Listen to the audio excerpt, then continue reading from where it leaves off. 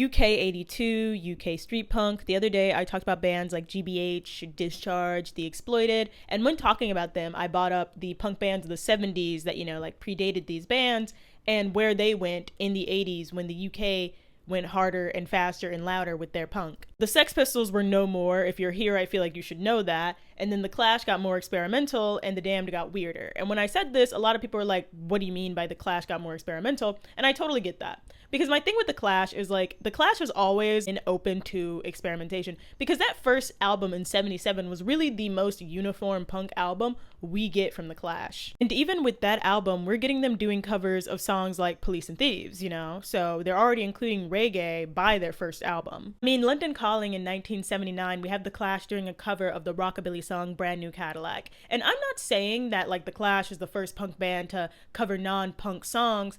I'm just saying that they start doing that very early on. They go ahead and let you know what they're comfortable with from the jump. And then by 1980, they're full-fledged doing fusion. I mean, the London Calling album as a whole, before I get into talking about Sandinista, is more so an umbrella album than just like a punk album. It to me is kind of like the appetizer before the meal that is Sandinista. If London Calling is the appetizer, if Sandinista is the meal, then I think the dessert would be Combat Rock, because with Combat Rock you have all of these things, this experimentation, this fusion coming together. The funk and dub of it all, overpowered by the funk, leans into disco, Straight to Hell to me, that atmospheric guitar feel. It's like, my thing with the Clash is like, yeah, they got more experimental. When punk was getting harder, faster, louder, niching down sound-wise and becoming less of an umbrella, the Clash was expanding their umbrella. When I said that, the Clash were getting experimental and the Damned were getting experimental and weird, I wasn't saying that to discredit them as punk bands or the work or art they put out. I was saying that